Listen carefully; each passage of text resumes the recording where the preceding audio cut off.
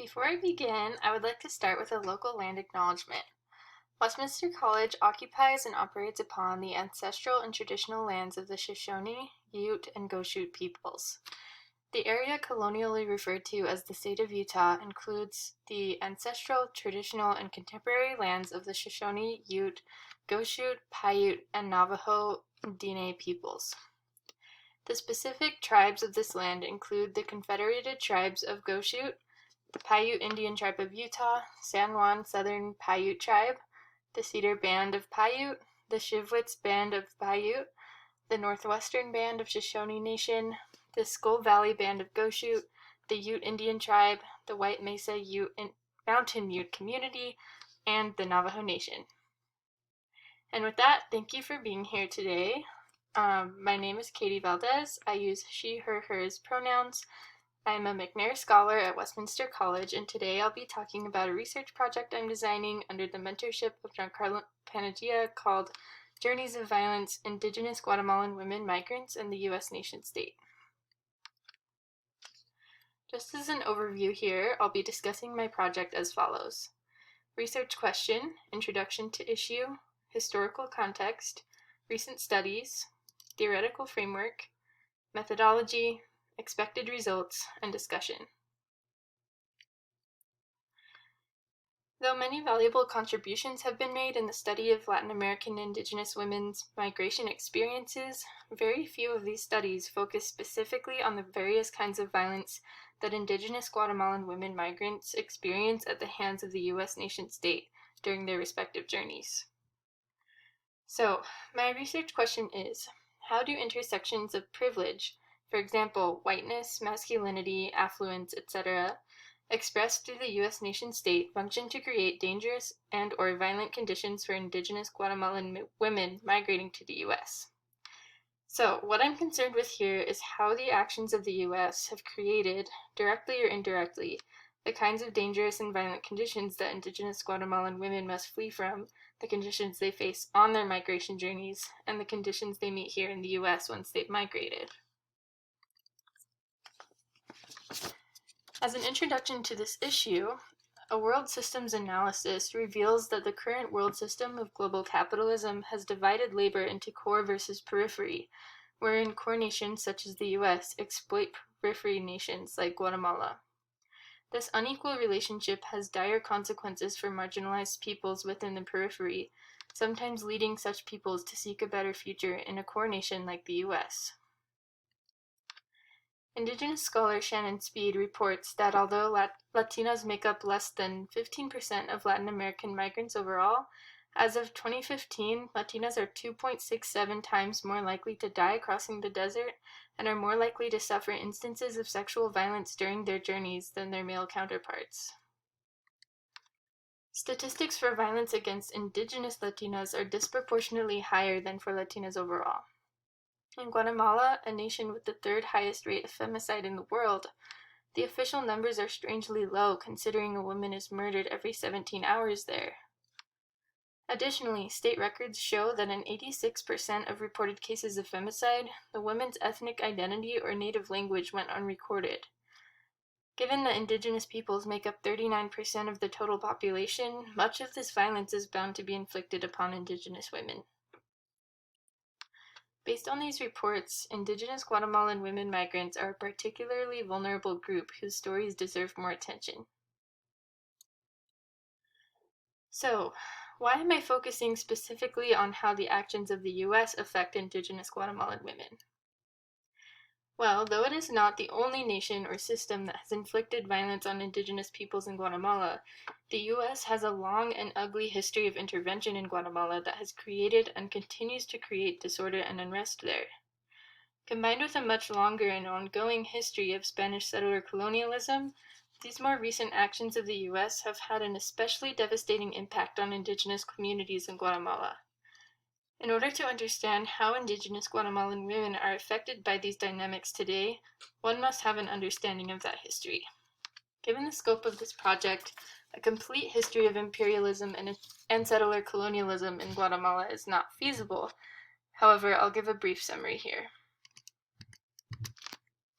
With European arrival in the late 15th century, colonialism in New Spain was characterized by Spanish control over indigenous populations through the disruption of tribal ties, physical relocation from ancestral lands into Spanish villages, evangelization, enslavement, land dispossession, and settler replacement. These patterns of dispossession, disenfranchisement, and exploitation of indigenous peoples have generally continued in various forms, even after so-called independence. Jumping forward to 1954, one of the first democratically elected Guatemalan presidents, Jacobo Arbenz Guzman, was ousted in the first US-backed CIA-instigated coup. Arbenz Guzman was then replaced with a more malleable successor who would open Guatemala in accordance with US political and economic interest. During the year leading up to the coup, the CIA conducted many covert operations and armed and trained counterinsurgency forces to do their bidding.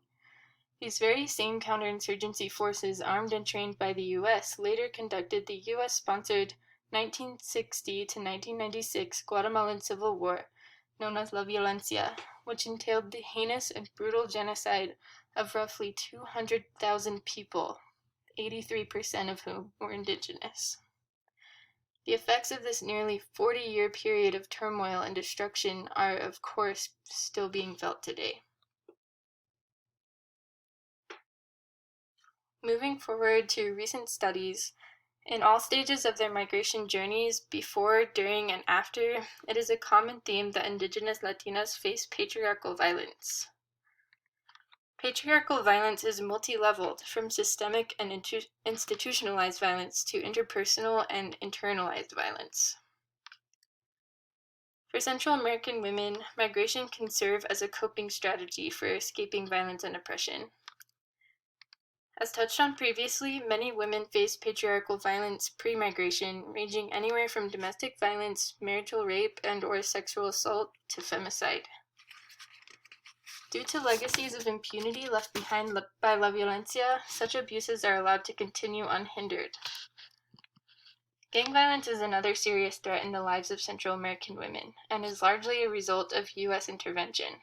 Following the formal end of La Violencia in 1996, the state's U.S.-backed genocidal apparatus transformed into criminal organizations. Hence, much of the gang violence plaguing Guatemala today is due to U.S. intervention during La Violencia. The violence of poverty is also widespread in Guatemala, especially in rural areas like the Western Highlands, where populations are majority indigenous. Due to neoliberal free trade policies implemented by the largely U.S.-controlled World Bank in the 1980s, crops cheaply imported from the U.S. drove countless indigenous rural farmers into debt and poverty. All of these forms of violence combined to create extremely dangerous and difficult circumstances, leading many indigenous women to seek a better future in the U.S. Consistent with the previously established theme of patriarchal violence, much of the various forms of violence indigenous Latinas face during their journeys is rooted in patriarchy. For example, rape is often used as a price of passage through the desert, and recent reports indicate that rates of sexual assault have risen to nearly 80%. Toward the end of their journey, undocumented people face apprehension by U.S. Border Patrol agents and detainment in federal immigration facilities, which are known for their inhumane conditions. U.S. immigration policy and practice overall, including the militarization of the U.S.-Mexico border and the expansion of immigrant detention facilities, is one of the most recognizable forms of U.S. state violence against Latinx migrants. The U.S. government's practice of separating migrant families at the U.S.-Mexico border has torn numerous children from their parents, in some cases permanently. For many undocumented women separated from their children at the border, this inhumane policy results in sadness, loss of appetite, intrusive thoughts, and depression. In addition to risk of such emotional trauma in detention centers, migrant women are also at risk of sexual violence perpetrated by guards. Outside of federal facilities, Indigenous Central American migrant women's risk of experiencing violence and exploitation after arriving in the U.S. is heightened due to various systems of oppression such as racism, sexism, classism, and xenophobia. The theoretical framework for this study will be decolonial feminism, a framework developed and implemented by Indigenous and/or Latinx feminist theorists such as Linda Tuey Y. Smith, Maria Lugones, and Shannon Speed. In the face of colonialism's binary, hierarchical, categorical logic, which sees the world in terms of dichotomies like superior versus inferior, civilized versus primitive, and rational versus emotional, decolonial feminism uses an intersectional, multi-axis approach to shatter colonial systems. This graphic illustrates the multi-axis analysis of decolonial feminism, with various identities along with their corresponding systems of oppression and privilege represented by each axis. The top half is made up of privileged identities, which are each connected to a marginalized or oppressed identity by an axis of oppression. The connection between all of the axes demonstrates the way decolonial feminism understands systems of oppression as interwoven and mutually enforcing, neither separate nor separable. Which is to say that the various identities a person embodies are fused together and cannot be separated from one another. For example, a poor, fair-skinned, queer, indigenous woman cannot exist in the world as only one of her identities at a time. She exists as all of them, all of the time, which affects how she moves through the world and how she is advantaged or subjugated by systems of oppression. Decolonial feminism allows for a holistic analysis of the realities that Indigenous Guatemalan women migrants face, one that is mindful of both the present and historical context of the colonial project, and that works to dismantle colonial logics. In terms of methodology, this project will adhere to the canons of Indigenous methodologies, community-based participatory research, and participatory action research. While CBPR informs research on the community level, PAR guides research practices on an individual level. In sum, these three methodologies together essentially amount to a research project that places high value upon culture, mutual benefit, co-learning, long-term commitment, and incorporation of community members and practices into the research process. This research process, which I plan to carry out in the spring of 2021, will involve conducting in-depth, in-person, semi-structured interviews with at least 5 Indigenous Guatemalan women migrants of 18 years of age or older. Participants for the study will be recruited as volunteers from local organizations in Salt Lake City and/or from organizations or communities in Guatemala. The interviews will be recorded, transcribed, translated, and then coded for themes within the decolonial feminist framework using a critical discourse analysis, which is a way of critically analyzing written or spoken word that is particularly mindful of power relations and structural inequalities. As a result of this study, I expect to find that many Indigenous Guatemalan women migrants will have experienced violent and/or dangerous conditions before, during, and after their migration journeys to the U.S. as a direct or indirect result of U.S. action, both historic and present. By gaining a deeper understanding of how U.S. action affects Indigenous Guatemalan women, the reasons behind patterns of migration from Guatemala to the U.S. can be revealed, illuminating how the project of U.S. empire has uprooted, torn apart, and stolen countless lives. In this revelation, it is hoped that Indigenous Guatemalan women can take back control over their stories for themselves and for their communities through the act of telling them firsthand, as a way of rejecting exceptionalist U.S. political narratives surrounding immigration.